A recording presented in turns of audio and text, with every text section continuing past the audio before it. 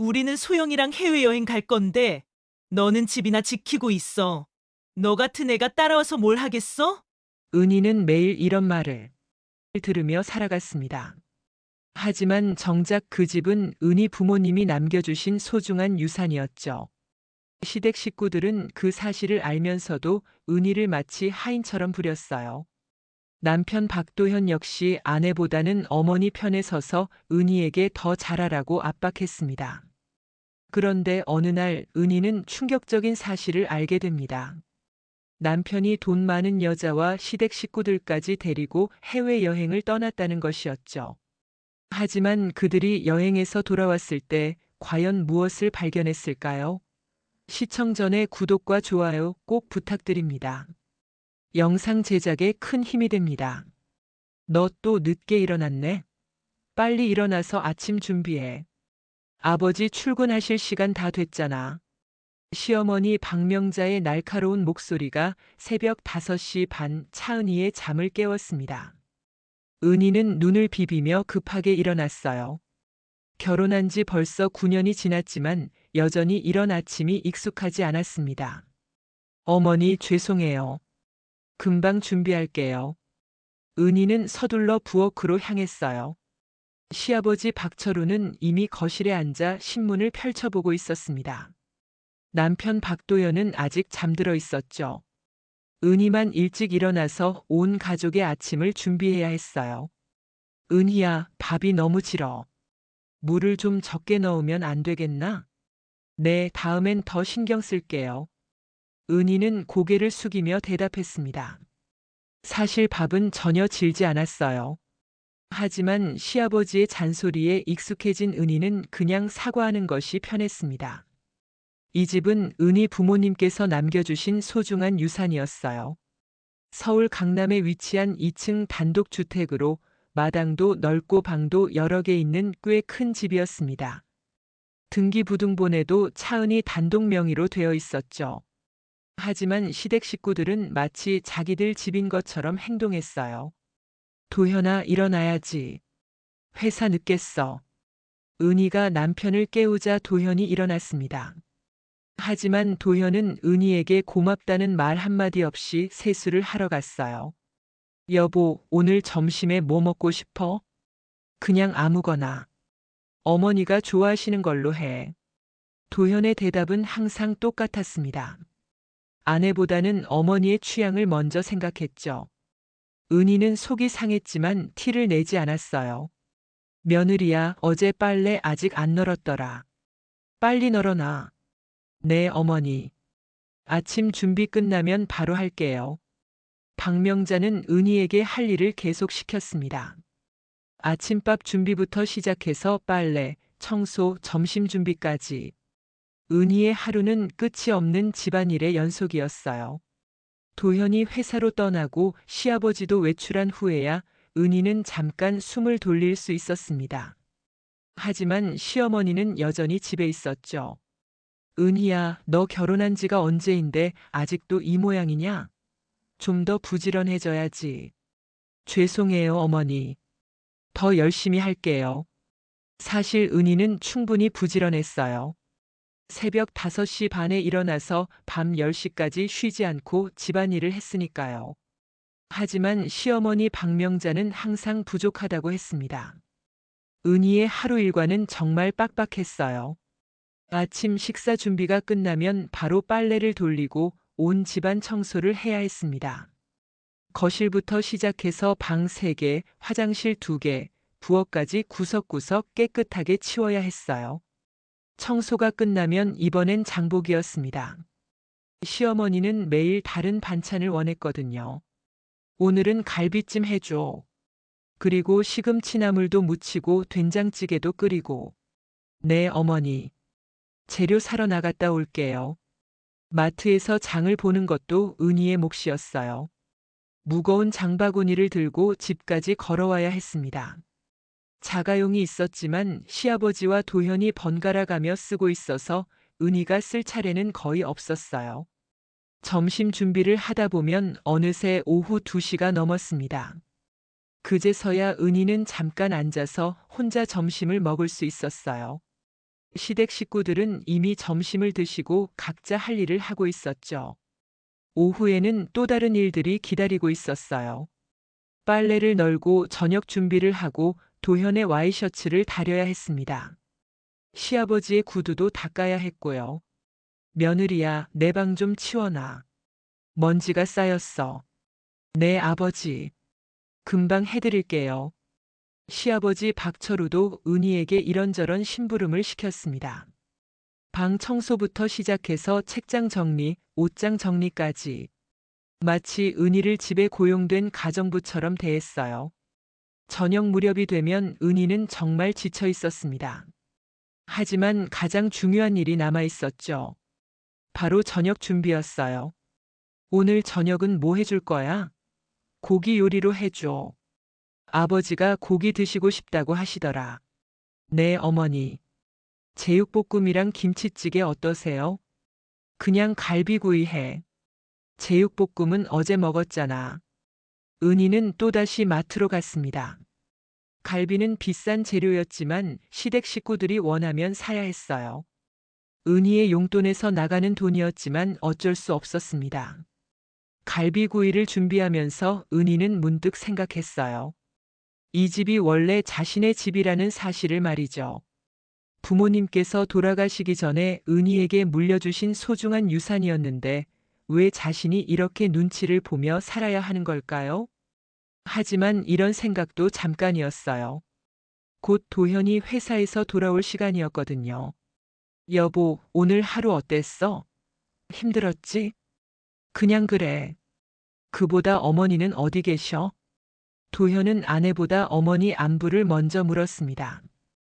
은희는 가슴이 답답했지만 내색하지 않았어요. 어머니는 친구분과 만나러 나가셨어. 저녁 전에 오신다고 하셨어. 그래? 그럼 저녁은 뭘 준비했어? 갈비구이랑 김치찌개, 그리고 나물 몇 가지 준비했어. 도현은 고개만 끄덕이고 거실로 가서 TV를 켰습니다. 은희는 혼자서 저녁 준비를 마저 했어요. 저녁 식사 시간이 되자 온 가족이 모였습니다. 하지만 대화는 주로 시어머니와 도현 사이에서만 이루어졌어요. 은희는 거의 말이 없었죠. 도현아, 회사에서 승진 이야기는 없냐? 아직 잘 모르겠어요. 좀 더 기다려 봐야 할 것 같아요. 너는 좀 더 적극적으로 나서야 해. 은희는 뭘 도와주고 있는 거야? 은희는 숟가락을 든 손이 멈췄습니다. 갑자기 왜 자신에게 화살이 돌아오는지 이해할 수 없었어요. 어머니, 은희는 집안일 하느라 바빠요. 집안일이야 당연한 거 아니냐? 남편 뒷바라지도 제대로 못하면서. 은희는 아무 말도 할 수 없었습니다. 사실 도현의 와이셔츠 다림질부터 구두 닦기까지 모든 걸 은희가 챙기고 있었거든요. 심지어 도현의 양말까지 매일 새 걸로 갈아놨는데 말이에요. 식사가 끝난 후 은희는 혼자서 설거지를 했습니다. 가족들은 거실에서 TV를 보며 편안히 쉬고 있었어요. 설거지를 마치고 나니 벌써 밤 9시가 넘었습니다. 은희는 잠시 마당에 나가서 밤 공기를 마셨어요. 이 집은 분명 자신의 집인데 왜 이렇게 숨이 막히는 걸까요? 부모님, 딸이 이렇게 살고 있어도 괜찮을까요? 은희는 하늘을 올려다보며 속으로 중얼거렸습니다. 돌아가신 부모님께 죄송한 마음이 들었어요. 부모님이 남겨주신 소중한 집에서 이렇게 초라하게 살고 있다는 게 부끄러웠거든요. 밤 10시가 넘어서야 은희는 자신의 방으로 들어갈 수 있었어요. 하지만 내일 또 새벽 5시 반에 일어나야 한다는 생각에 마음이 무거웠습니다. 이런 생활이 언제까지 계속될까요? 하지만 은희는 참았습니다. 결혼했으니까 시댁을 섬기는 게 당연하다고 생각했어요. 그리고 언젠가는 상황이 나아질 거라고 믿었습니다. 그런 일상이 계속되던 어느 봄날, 은희에게 예상치 못한 연락이 왔습니다. 대학 동창인 이혜린에게서였어요. 은희야, 나 지금 제주도에 가족여행 왔는데 깜짝 놀랄 일이 있어서 연락해. 무슨 일인데? 좋은 일이야? 아니야. 너와 관련된 일인데. 사진이랑 동영상을 보내줄게. 확인해보고 나한테 연락해. 혜린의 목소리가 심각했습니다. 은희는 가슴이 두근거렸어요. 무슨 일인지 알 수 없었지만 좋지 않은 예감이 들었습니다. 잠시 후 혜린이 보내온 사진을 확인한 은희는 얼어붙었어요. 사진 속에는 남편 도현이 젊은 여자와 다정하게 손을 잡고 있는 모습이 찍혀 있었습니다. 그뿐만 아니라 시아버지 박철우와 시어머니 박명자까지 함께 있었어요. 이게 뭐지? 꿈이야?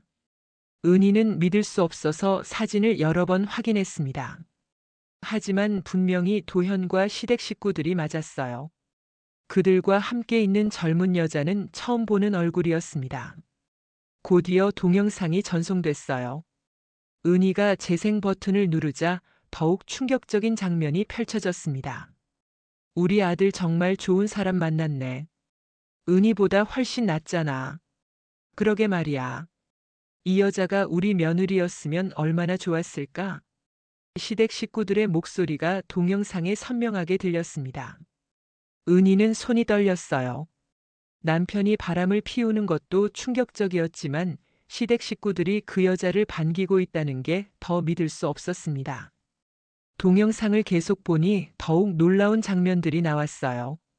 도현과 그 여자가 해변을 거닐며 다정하게 대화하는 모습, 시댁 식구들이 그 여자를 며느리처럼 대접하는 모습까지. 마치 진짜 가족 같았어요. 저 여자가 누구지? 어떻게 우리 시댁 식구들과 이렇게 친하게 지낼 수가 있지? 은희는 급하게 혜린에게 전화를 걸었어요. 혜린아, 이게 정말 맞아? 언제 찍은 거야? 어제 찍었어. 내가 남편이랑 아이들과 리조트에 있는데 우연히 봤거든. 처음에는 눈을 잘못 본 줄 알았어. 그 여자는 누구야? 처음 보는 얼굴인데. 나도 몰라. 하지만 시댁 식구들이 그 여자를 완전히 며느리 대하듯 하더라.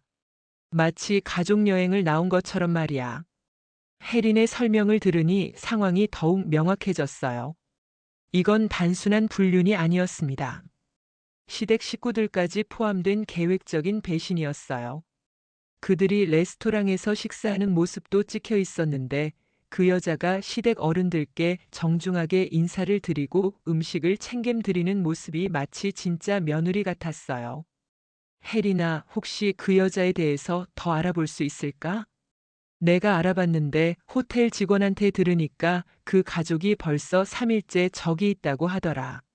매일 비싼 레스토랑에서 식사하고 쇼핑도 많이 한다던데. 3일이나? 그럼 도현이 출장 간다고 한 게 거짓말이었구나. 은희는 모든 퍼즐이 맞춰지는 걸 느꼈어요. 도현이 출장 간다고 했던 것, 시댁 식구들이 친척 집에 간다고 했던 것, 모든 게 거짓말이었던 거죠. 은희는 전화를 끊고 다시 동영상을 봤습니다.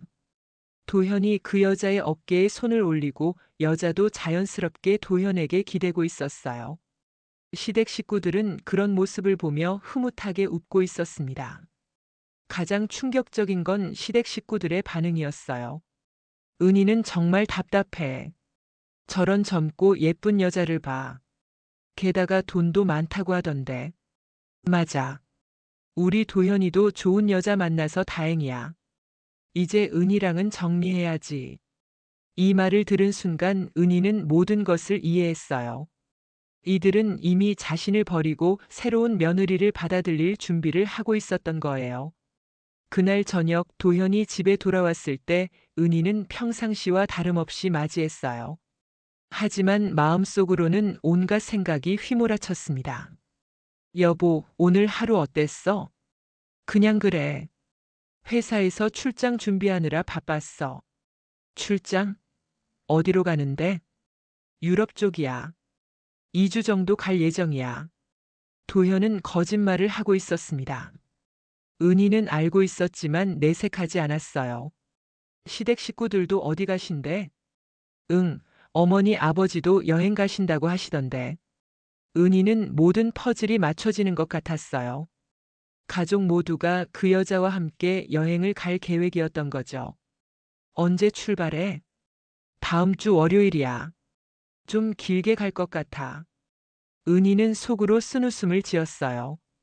2주간 그 여자와 시댁 식구들과 함께 유럽 여행을 갈 계획이었던 거죠. 며칠 후 동네 지인을 통해 더 충격적인 소식을 들었습니다. 은희 씨 혹시 아세요? 도현 씨가 요즘 만나는 여자가 부잣집 딸이래요. 네. 무슨 말씀이세요? 아, 모르셨구나. 그 여자 아버지가 대기업 회장이라던데요. 집안이 엄청 부유하다고 하더라고요. 부잣집 딸이라고요? 어떻게 그런 걸 아세요?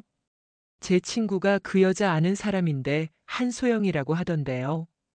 집이 압구정동에 있는 큰 저택이래요. 외제차도 여러 대 있고. 그 순간 은희는 왜 시댁에서 그 여자를 그렇게 반겼는지 이해가 됐습니다. 돈 때문이었던 거죠. 그날 밤 은희는 잠을 이룰 수 없었어요. 9년간의 결혼 생활이 머릿속을 스쳐 지나갔습니다. 자신을 하인처럼 부리던 시댁, 아내보다 어머니를 더 챙기던 남편, 그리고 자신의 집에서 눈치 보며 살아야 했던 나날들. 왜 나는 이렇게 살았을까? 은희는 거울을 보며 자신에게 물었습니다. 거울 속의 자신은 초라하고 지쳐 보였어요. 한때는 당당하고 자신감 넘쳤던 모습은 찾아볼 수 없었습니다. 결혼 전 은희는 회사에서 일하는 당당한 직장 여성이었어요. 동료들 사이에서도 인정받는 능력 있는 사람이었죠. 하지만 결혼 후 시댁의 요구로 직장을 그만두고 전업주부가 된 후부터 모든 게 달라졌습니다. 처음에는 시댁을 잘 섬기면 인정받을 줄 알았어요. 하지만 9년이 지난 지금 은희는 그저 집안일을 하는 사람 이상도 이하도 아니었습니다. 하지만 은희는 울지 않았어요. 대신 마음속에서 뭔가가 단단해지는 것을 느꼈습니다. 이제 더 이상 이렇게 살 수는 없다는 결심이 서기 시작했어요. 다음 날 아침 은희는 평상시와 다름없이 아침을 준비했습니다. 하지만 마음속에서는 이미 계획을 세우고 있었어요. 며느리야, 빨래 털어놨냐? 그리고 점심에는 갈비찜 해줘. 네, 어머니. 은희는 담담하게 대답했습니다. 예전 같으면 스트레스를 받았을 텐데 이상하게 마음이 편했어요. 이제 더 이상 이들의 눈치를 볼 필요가 없다는 생각 때문이었습니다. 점심시간 은희는 집 근처 법무법인을 찾았어요. 미리 인터넷으로 알아본 이혼 전문 변호사와 상담을 받기로 했습니다. 변호사님, 이혼하고 싶어요. 하지만 제가 직접 나서지 않고 변호사님을 통해서 진행하고 싶습니다. 어떤 이유로 이혼을 원하시나요? 은희는 차분하게 상황을 설명했어요. 남편의 불륜, 시댁의 태도, 그리고 집의 소유권에 대해서도 자세히 이야기했습니다. 증거로 혜린이 보내준 사진과 동영상도 보여줬어요. 변호사는 사진과 동영상을 꼼꼼히 확인했습니다. 특히 시댁 식구들이 다른 여자를 며느리처럼 대하는 모습을 보고는 고개를 끄덕였어요. 증거가 매우 명확하네요. 불륜은 물론이고 시댁 식구들의 태도까지 보면 이혼 사유로는 충분합니다. 변호사는 등기부등본을 확인하고 나서 놀라는 표정을 지었습니다. 집이 부인 단독 소유군요. 그렇다면 이혼 시 재산 분할에서 매우 유리한 위치에 있습니다. 불륜 증거도 명확하고요. 재산 분할은 요구하지 않을 생각이에요. 대신 조건이 하나 있습니다. 무슨 조건이신가요? 이 집에서 즉시 퇴거해달라는 조건입니다. 변호사는 조금 의외라는 표정을 지었어요. 보통은 재산 분할을 요구하는 경우가 많았거든요. 확실히 하시겠어요? 9년간 결혼 생활을 했으니 재산 분할을 요구하실 수 있는데요. 상당한 금액이 될 텐데. 네, 확실해요. 저는 깨끗하게 정리하고 싶어요. 돈보다는 자유가 더 중요해요. 은희의 마음은 이미 정해져 있었어요. 돈을 받는 것보다는 이들과 완전히 인연을 끊는 것이 더 중요했습니다. 그리고 집은 원래 자신의 것이니까 굳이 나눠줄 이유도 없었고요. 변보사는 은희의 확고한 의지를 확인하고 이혼 소장 작성을 시작했습니다. 모든 절차를 꼼꼼히 설명해주고 앞으로의 진행 과정도 안내해줬어요. 대략 언제쯤 진행이 가능한가요? 상대방이 동의한다면 빠르면 2주 안에도 가능합니다. 하지만 반대한다면 시간이 좀 걸릴 수 있어요. 아마 쉽게 동의할 것 같아요. 오히려 바라고 있을지도 모르죠. 은희의 예상은 맞았습니다. 며칠 후 변호사를 통해 이혼 소장이 집으로 배달됐어요. 택배 기사가 가져온 서류를 받아본 시아버지 박철우는 깜짝 놀랐습니다. 이게 뭐냐? 법원에서 온 거네. 무슨 일이야? 우리가 뭔 잘못을 했다고? 박명자도 당황해서 달려왔어요. 소장을 읽어보니 은희가 이혼을 요구하는 내용이었습니다. 그것도 변호사를 통해서 말이죠. 불륜을 이유로 한 이혼 요구였어요. 이거 장기한 거 아니야? 은희가 언제부터 이렇게 적극적이었어? 그러게 말이야. 항상 조용하던 아이가 갑자기 이런 일을 하다니. 하지만 놀라는 것도 잠깐이었어요. 곧 다른 생각이 들기 시작했거든요. 어차피 새 며느리 들릴 건데 잘된 일 아니야? 맞아. 이참에 깔끔하게 정리하자. 도현이 회사에서 돌아오자 시댁 식구들은 급하게 상황을 설명했습니다. 도현아, 이게 무슨 일이냐? 은희가 이혼하자고 소장을 보냈다. 내가 바람 피운 걸 안다는 얘기야. 도현도 처음에는 당황했지만 곧 여유로운 표정을 지었어요. 어차피 들킬 줄 알았던 일이었거든요. 아, 그래요? 사실 잘 됐네요. 어차피 이야기하려고 했던 참이에요. 잘 됐다니 그게 무슨 소리냐? 어머니, 저 사실은 다른 사람이 있어요. 은희보다 훨씬 좋은 조건의 여자를 만났습니다. 도현은 그동안 숨겨왔던 이야기를 털어놨어요. 새로 만난 여자가 부잣집 딸이라는 것, 집안이 무척 부유하다는 것, 곧 결혼할 생각이라는 것까지. 그 여자 이름이 뭐라고 했지? 한소영이에요. 아버지가 대기업 회장이시고 집도 압구정동에 있는 큰 저택이래요. 시댁 식구들의 반응은 뜻밖이었습니다. 이참에 은희 보내고 새 며느리 들이자. 부잣집 며느리라니 얼마나 좋아. 박명자는 오히려 반겼습니다. 부잣집 며느리라니 생각만 해도 좋았거든요. 그런데 집은 어떻게 하지? 이혼하면 재산 분할 해줘야 하는 거 아니야? 집이야 뭐 우리가 9년 넘게 살던 집인데 당연히 우리 것이지. 은희가 뭘 가져가겠어? 그들은 집의 실제 소유자가 은희라는 사실을 완전히 잊고 있었어요. 아니, 애초에 중요하게 생각하지 않았죠.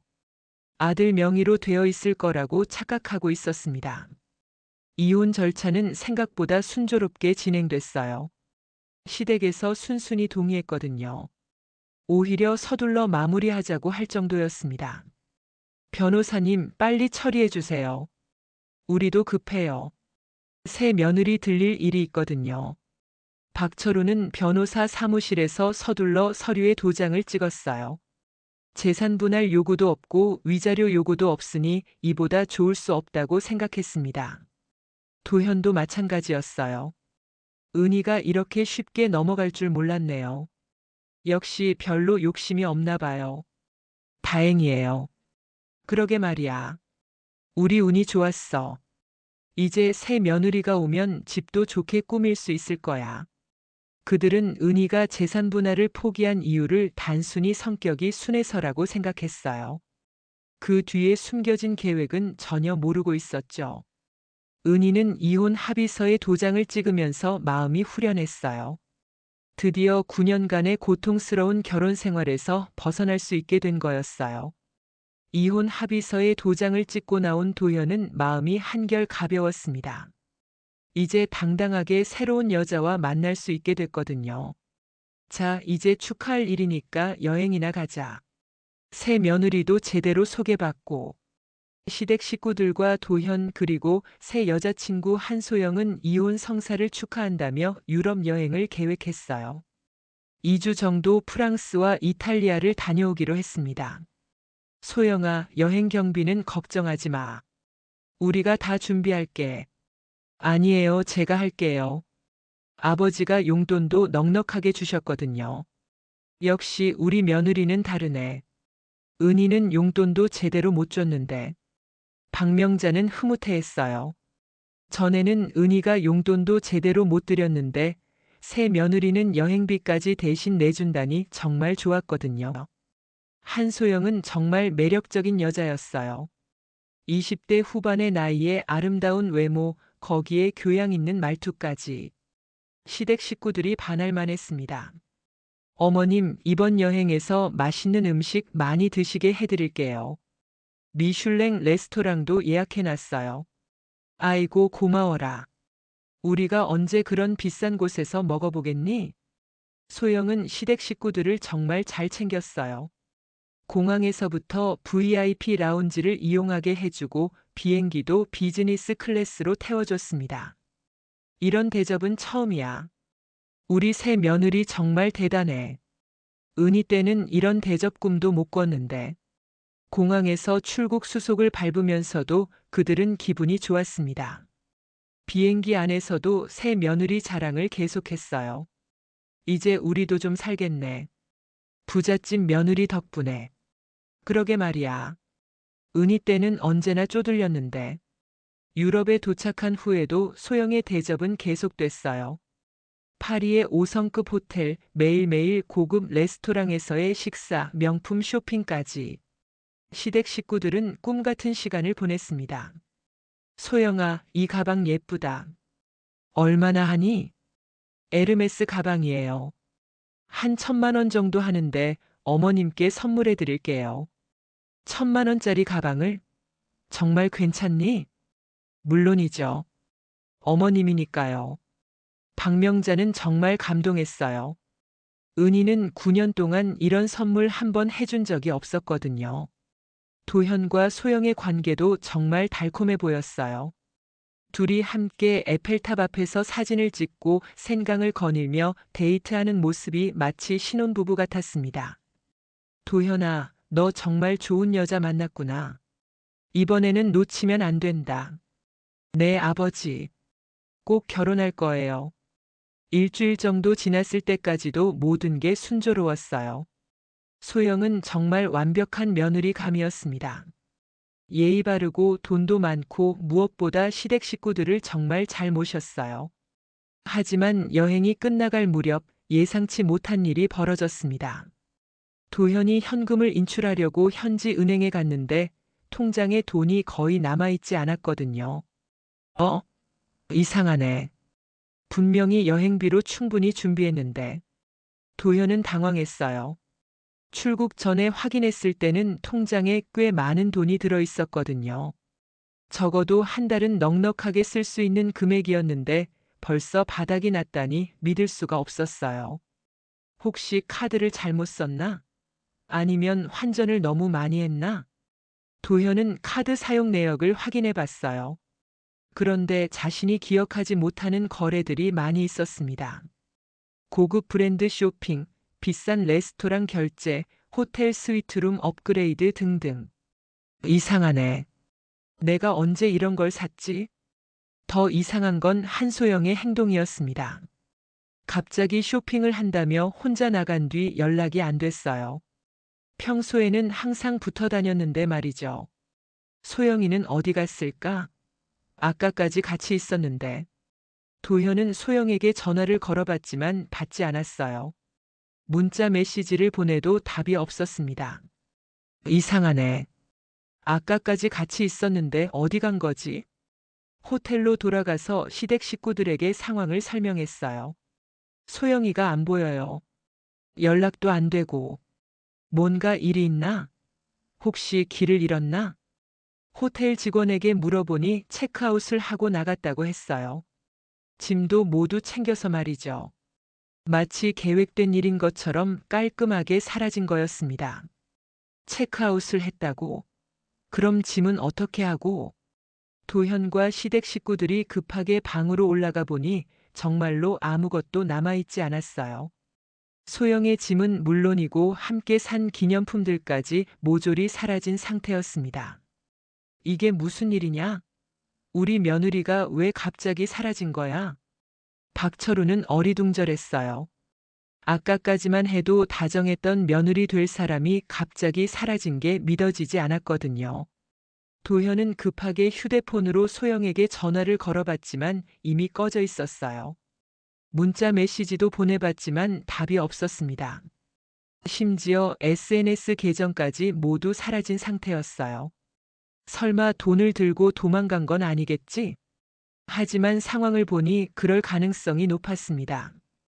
여행 내내 모든 비용을 자기가 낸다며 계산을 도맡아 했던 건 사실은 도현 돈으로 하고 있었던 거였죠. 도현은 급하게 한국에 있는 지인에게 연락을 했어요. 혹시 한소영이라는 여자 알아? 부잣집 사장 딸이라고 하던데. 한소영? 아, 그 말이야.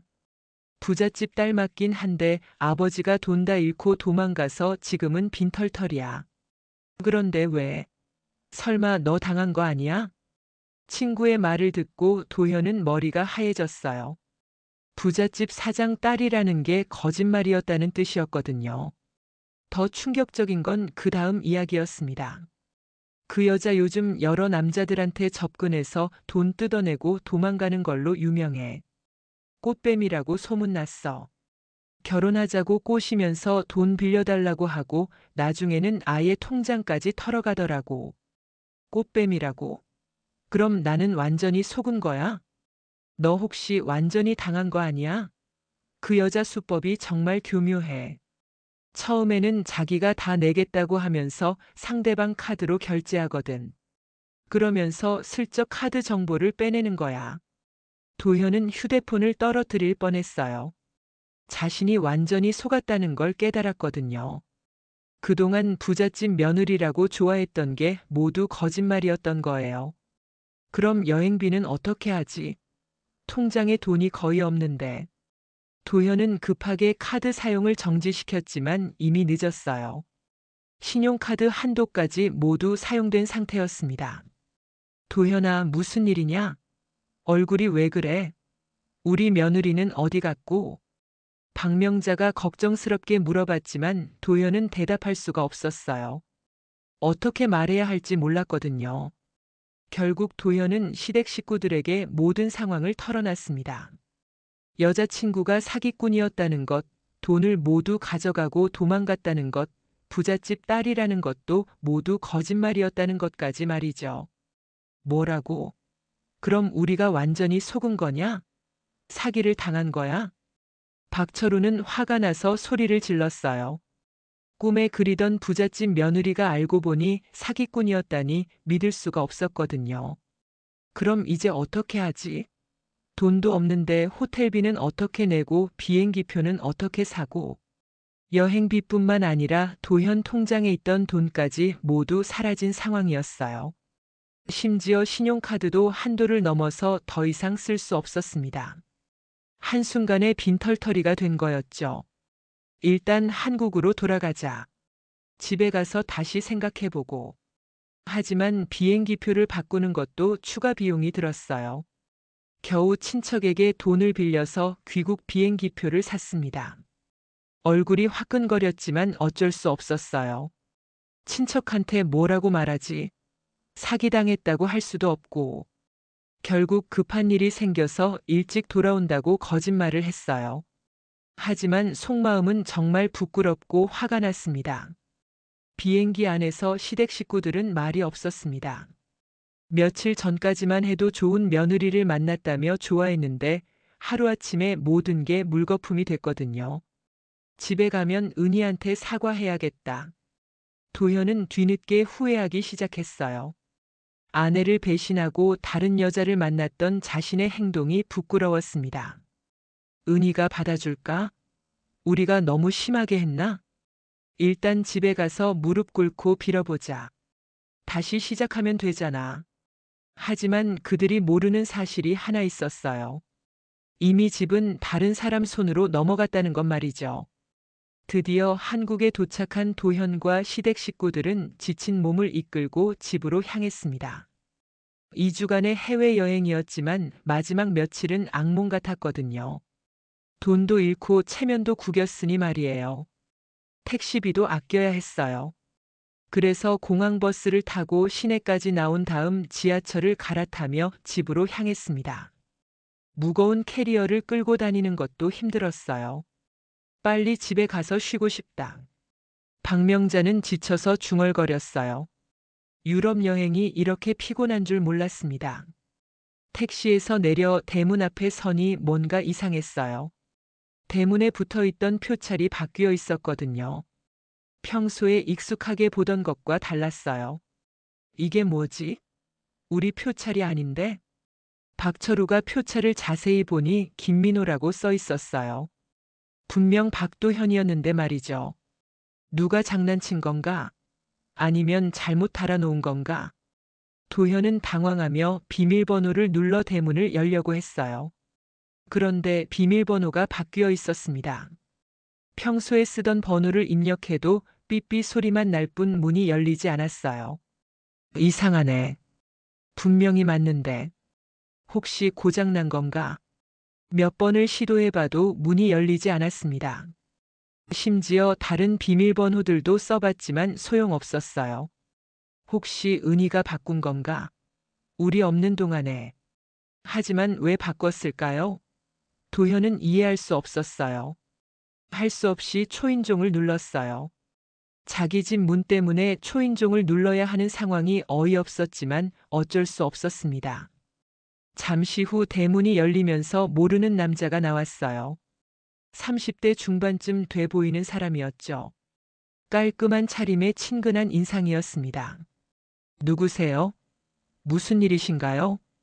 저희가 이 집 주인인데요. 혹시 실수로 잘못 오신 건 아니세요? 도현이 말하자 그 남자는 의아한 표정을 지었어요. 마치 이상한 사람을 본다는 듯한 표정이었습니다. 이 집 주인은 저희인데요. 2주 전에 이사 왔습니다. 정식으로 매매 계약하고 들어온 집이에요. 뭐라고요? 그게 무슨 말씀이세요? 저희가 9년 넘게 살던 집인데. 시댁 식구들은 더욱 당황했어요. 자기들이 9년 넘게 살던 집인데 갑자기 다른 사람이 주인이라니 말이 안 됐거든요. 혹시 전 주인분과 아시는 사이세요? 혹시 가족분이신가요? 전 주인이요? 전 주인이 누구인데요? 차은혜 씨요. 이 집을 저희한테 파시고 가셨어요. 매매 계약서도 있고 등기 이전도 다 마쳤습니다. 그 순간 도현과 시댁 식구들은 머리를 망치로 얻어맞은 것 같았어요. 은희가 집을 팔았다는 말이 믿어지지 않았거든요. 어떻게 자기들 몰래 집을 팔 수 있단 말인가요? 잠깐만요. 이 집은 저희 집인데 은희가 어떻게 팔 수 있어요? 그럴 권한이 있나요? 등기부등본을 확인해 보세요. 차은혜 씨 단독 소유였어요. 매매 계약도 정식으로 했고 중개업소를 통해서 진행했습니다. 모든 게 합법적이에요. 새 집주인은 차분하게 설명했어요. 자신들도 부동산을 통해 정당하게 산 집이라고 말이죠. 오히려 이상한 사람들이 와서 자기 집을 자기 집이라고 우기는 것 같다는 표정이었어요. 그 말이 사실이라면 정말 은희가 집을 판 거야? 도현은 믿을 수가 없었어요. 9년 동안 함께 살았던 은희가 자기들 몰래 집을 팔다니 말이에요. 도현은 급하게 휴대폰으로 은희에게 전화를 걸어봤습니다. 하지만 연결할 수 없는 번호라는 안내 메시지만 들렸어요. 여러 번 걸어봐도 마찬가지였습니다. 번호가 바뀌었나 봐. 어떻게 연락을 해야 하지? 그럼 어떻게 하지? 우리 짐들은 어디 있는 거야? 9년 넘게 모은 물건들이 다 있는데. 박명자는 거의 울 지경이었어요. 하루아침에 집도 없어지고 연락도 안 되니 막막했거든요. 여행에서 사기까지 당하고 왔는데 집까지 사라졌다니 말이에요. 새 집주인이 안쓰러워하며 말했습니다. 창고에 짐들이 좀 있어요. 전 주인분이 정리해서 놔두고 가셨더라고요. 가져가세요. 저희도 처리하기 곤란했거든요. 창고를 열어보니 정말로 시댁 식구들과 도현의 짐이 상자에 담겨 있었어요. 옷가지와 개인 물품들이 깔끔하게 정리되어 있었습니다. 은희의 세심한 성격이 드러나는 부분이었어요. 은희가 정리해놨네. 그런데 가전제품들은 어디 갔지? 하지만 냉장고, 세탁기, TV 같은 가전제품이나 소파, 침대 같은 가구는 하나도 없었어요. 모두 처분한 것 같았습니다. 이제 어디서 살지? 갈 곳이 없는데. 그들은 갈 곳이 없었어요. 여행에서 돈도 다 잃었고 집도 사라졌으니 말이죠. 친척 집에 가기에는 체면이 서지 않았습니다. 사기당했다는 걸 어떻게 말하겠어요? 일단 모텔이라도 가자. 오늘 밤은 어떻게든 해결하고. 결국 근처 모텔에 방을 잡고 앞으로 어떻게 할지 상의했어요. 하지만 좋은 방법이 떠오르지 않았습니다. 돈도 없고 갈 곳도 없었거든요. 은희를 찾아야 해. 분명 어디 있을 텐데. 하지만 연락처도 바뀌고 주소도 모르는 상황에서 은희를 찾는 건 쉽지 않았어요. 며칠 후 도현은 변호사 사무실을 찾아갔습니다. 혹시 집을 되찾을 방법이 있는지 물어보려고 했거든요. 변호사님, 제가 모르는 사이에 아내가 집을 팔아버렸는데 이게 법적으로 가능한 건가요? 되돌릴 방법은 없나요? 변호사는 등기부등본을 확인하고 나서 고개를 저었어요. 부인 단독 소유였다면 부인에게 처분권이 있습니다. 이혼도 합의로 성사됐고요. 법적으로 문제될 게 없어요. 오히려 정당한 처분이었습니다. 그럼 우리는 어떻게 해야 하나요? 방법이 정말 없나요? 이미 새 주인에게 소유권이 넘어간 상황이니 되돌릴 방법은 없습니다. 매매 계약도 적법하게 이루어졌고요. 도현은 완전히 좌절했어요. 자신들의 욕심과 잘못된 판단 때문에 모든 걸 잃게 된 거였거든요. 한편 은희는 그동안 어떻게 지냈을까요? 이혼 후 은희는 꿈에 그리던 카페를 열었어요. 서울 중심가의 조용한 골목에 자리 잡은 작은 카페였지만 은희에게는 세상에서 가장 소중한 공간이었습니다. 간판에는 카페 새봄이라고 써 있었어요. 새로운 시작이라는 의미를 담은 이름이었죠. 어서 오세요. 무엇을 드릴까요? 은희는 밝은 미소로 손님들을 맞았습니다. 직접 내린 커피의 향기가 카페 안 가득 퍼졌어요. 원목 테이블과 의자, 곳곳에 놓인 화분들이 따뜻한 분위기를 만들어냈습니다. 처음에는 손님이 많지 않았어요. 새로 생긴 카페라 아직 사람들이 잘 모르기 때문이었죠. 하지만 은희는 포기하지 않았습니다. 매일 새벽 5시에 일어나서 카페 문을 열 준비를 했어요. 구석구석 청소를 하고 직접 베이킹한 디저트를 준비했습니다. 케이크, 쿠키, 머핀까지 모두 손수 만들었어요. 은희는 결혼 전에 제과 제빵을 배운 적이 있었거든요. 그때의 기술을 다시 살려서 정성스럽게 디저트를 만들었습니다. 오늘은 초콜릿 케이크를 만들어 볼까? 은희는 새벽부터 밀가루를 반죽하고 오븐에 구웠어요. 달콤한 초콜릿 향이 카페 안에 가득했습니다. 손님 한 분 한 분에게 정성을 다해 서비스했습니다. 사장님, 커피가 정말 맛있어요. 어디서 배우셨어요? 감사합니다. 더 맛있게 만들도록 노력할게요. 은희의 진심이 통했는지 단골 손님들이 하나둘 늘어나기 시작했어요. 입소문을 타고 멀리서도 커피를 마시러 오는 사람들이 생겼습니다. 특히 은희가 직접 만든 케이크가 인기였어요. 이 카페 분위기가 참 좋네요. 사장님도 친절하시고 여기 올 때마다 마음이 편해져요. 여기 케이크도 직접 만드시나 봐요. 정말 맛있어요. 시중에서 파는 것보다 훨씬 좋아요. 손님들의 칭찬을 들을 때마다 은희는 뿌듯했어요. 누군가를 위해 일한다는 기쁨을 처음으로 느꼈거든요. 9년간 집에서만 갇혀 살았는데 이제는 많은 사람들과 소통하며 살 수 있게 됐습니다. 결혼 생활 9년 동안은 항상 누군가의 눈치를 보며 살았었는데 이제는 자신의 의지로 모든 걸 결정할 수 있었어요. 메뉴도 직접 정하고 카페 분위기도 원하는 대로 만들 수 있었습니다. 인테리어부터 음악 선택까지 모든 게 은희의 취향대로였어요. 오늘은 어떤 음악을 틀어볼까? 은희는 잔잔한 재즈 음악을 선택했어요. 카페 분위기와 잘 어울렸습니다. 6개월이 지나자 카페는 제법 안정적으로 운영되기 시작했어요. 매출도 꾸준히 늘었고 단골 손님들도 많아졌습니다. 사장님, 여기서 아르바이트 할 수 있을까요? 대학생인데 시간이 맞아서요. 은희는 대학생 한 명을 아르바이트로 고용했어요. 성실하고 밝은 성격이라 손님들에게 인기가 좋았습니다. 언니 정말 존경해요. 혼자서 이런 카페를 만드시다니. 고마워요. 우리 함께 더 좋은 카페 만들어 봐요. 은희는 직원을 가족처럼 대했어요. 일이 힘들 때는 격려해주고 실수했을 때도 따뜻하게 지도해줬습니다. 1년이 지나자 은희는 더 큰 꿈을 꾸기 시작했어요. 지점을 내는 것이었습니다. 홍대 쪽에 괜찮은 매장이 나왔다는데 한번 보러 갈까? 은희는 두 번째 매장 후보지를 보러 다니기 시작했어요. 위치도 중요하고 임대료도 고려해야 했습니다. 드디어 마음에 드는 곳을 찾았어요. 홍대 근처의 작은 매장이었는데 대학생들이 많이 다니는 곳이라 좋을 것 같았습니다. 여기로 결정하자. 은희는 과감하게 두 번째 매장 계약을 했어요. 그동안 모은 돈과 은행 대출을 합쳐서 준비했습니다. 사장님, 정말 지점을 내시는 거예요? 대단해요. 단골 손님들도 깜짝 놀랐어요.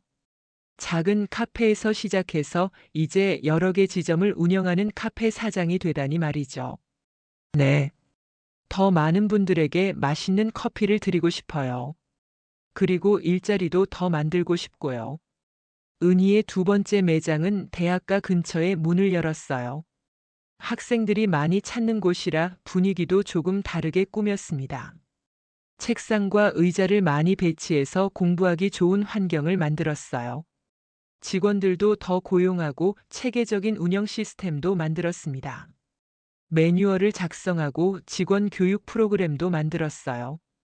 은희는 이제 단순한 카페 사장이 아니라 작은 기업의 대표가 된 거였죠.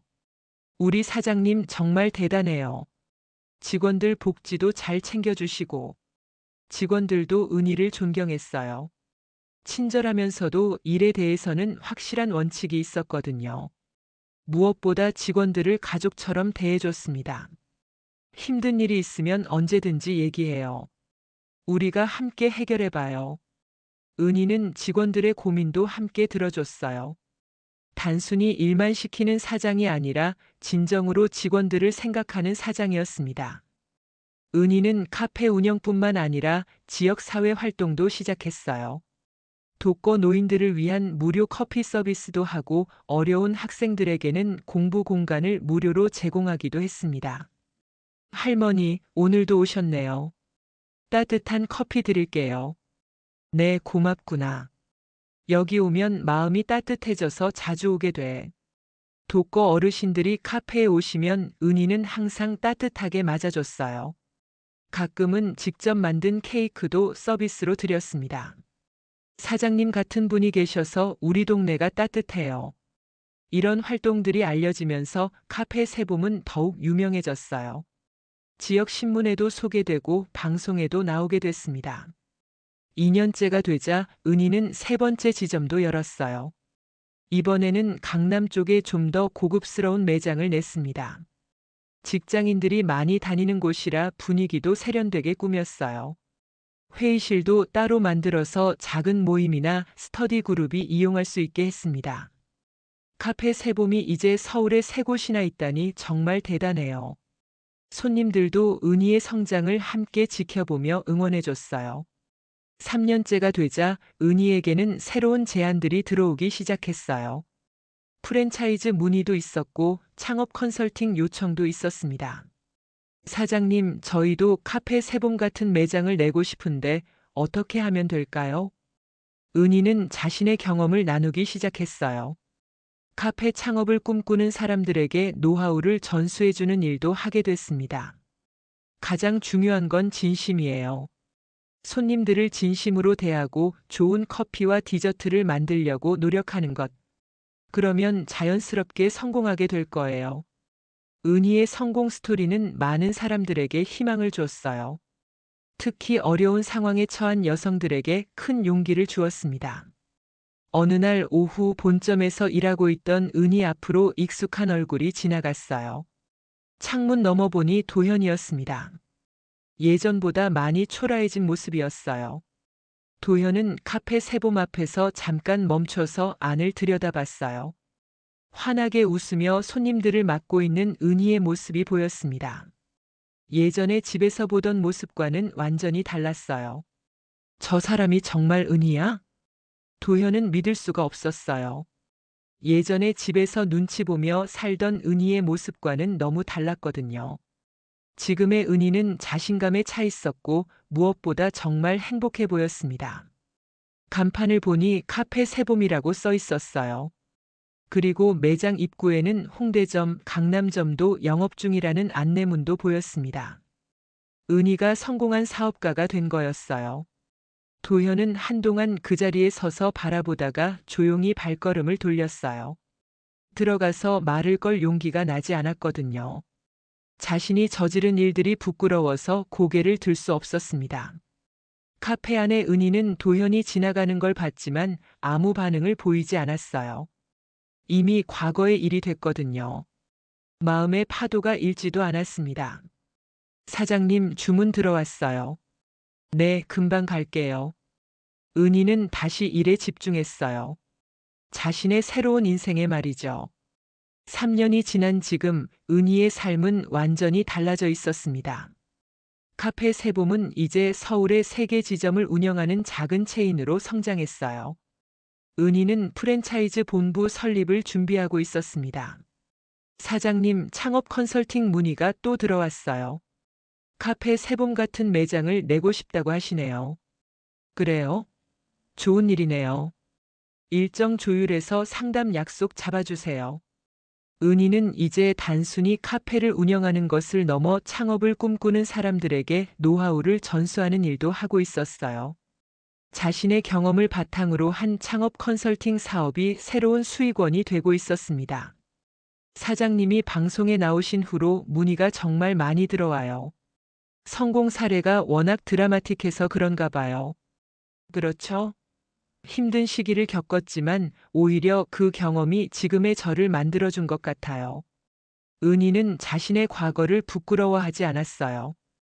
오히려 그 경험이 지금의 성공을 잇게 한 밑거름이라고 생각했습니다. 은희의 하루 일과는 정말 바빴어요.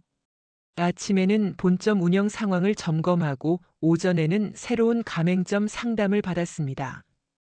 오후에는 직원 교육을 하고 저녁에는 새 메뉴 개발이나 마케팅 전략을 세웠어요. 오늘은 새로운 시즌 메뉴를 개발해 볼까요? 은희는 항상 새로운 것에 도전했어요. 계절마다 특별한 메뉴를 개발해서 손님들에게 선보였습니다. 가을이니까 단풍잎 모양 쿠키는 어떨까요? 그리고 호박 라테도 좋을 것 같아요. 직원들도 은희의 창의적인 아이디어에 항상 감탄했어요. 한편 도현과 시댁 식구들은 어떻게 지내고 있을까요? 그들은 서울 변두리 작은 원룸에서 어렵게 지내고 있었어요. 아버지, 오늘도 경비일 가세요? 응, 어쩔 수 없지. 나이가 이런데 다른 일을 구하기가 어렵더라. 박철우는 아파트 경비원으로 일하고 있었습니다. 예전에는 집에서 신문이나 보며 여유롭게 지냈는데 이제는 매일 새벽부터 나가서 일해야 했어요. 70세가 넘은 나이에 경비 일을 하는 것은 정말 힘들었어요. 겨울에는 춥고 여름에는 더웠습니다. 그래도 일이라도 있어서 다행이었어요. 박명자도 마찬가지였습니다. 나는 마트 계산원 일 가야지. 서서 하는 일이라 다리가 아프긴 한데 그래도 일이라도 있어서 다행이야. 예전에는 은희가 해주는 집안일을 당연하게 여기며 잔소리나 했는데 이제는 직접 일을 해야 하는 신세가 됐어요. 그제서야 은희가 얼마나 많은 일을 했는지 깨달았습니다. 은희가 매일 이런 걸 다 했구나. 하지만 이미 늦었어요. 은희는 새로운 삶을 살고 있었거든요. 도현은 어떨까요? 큰 회사에서 나와 작은 업체로 이직할 수밖에 없었습니다. 이 나이에 이직하기가 이렇게 어려운 줄 몰랐어요.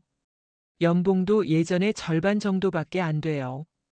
그때 은희한테 잘했으면 이렇게 안 됐을 텐데. 후회해봤지만 이미 늦었어요. 자신들의 욕심과 잘못된 선택의 대가를 치르고 있었습니다. 세 사람은 매일 힘든 일을 하면서도 서로를 원망하게 됐어요. 우리가 왜 이렇게 됐는지 알아? 내가 괜한 욕심을 부렸기 때문이야. 내 잘못이라고. 어머니도 그 여자가 좋다고 하셨잖아요. 그건 그렇지만 은희를 너무 함부로 대한 것 같아. 이제 와서 후회해도 소용없었어요. 은희는 이미 새로운 삶을 살고 있었거든요. 어느 날 저녁 은희는 카페 문을 닫고 정리를 마친 후 창밖을 바라봤어요. 석양이 아름답게 지고 있었습니다. 3년 전 이맘때쯤 새로운 시작을 다짐했던 게 엊그제 같았어요. 이제 내 인생의 주인은 나야. 은희는 혼자 중얼거렸습니다. 누구에게 의존하지 않고 누구의 눈치도 보지 않는 자유로운 삶을 살게 된 거였죠. 책상 위에는 내일 미팅 자료들이 놓여 있었어요. 전국 100개 매장을 목표로 한 프랜차이즈 사업 계획서였습니다. 벌써 50여 곳에서 가맹 문의가 들어온 상태였어요. 카페 세봄이 전국 브랜드가 되는 날도 머지않았습니다. 사장님, 내일 방송국에서 인터뷰 촬영이 있다고 하셨죠? 네, 맞아요. 창업 특집 프로그램이래요. 은희의 성공 스토리는 이제 많은 사람들에게 희망을 주는 이야기가 됐어요. 특히 어려운 상황에 처한 사람들에게 큰 용기를 주고 있었습니다. 방송에서는 은희의 과거와 현재를 모두 다룰 예정이었어요. 시댁에서 겪었던 어려움부터 시작해서 이혼, 그리고 카페 창업까지의 과정을 담을 계획이었습니다.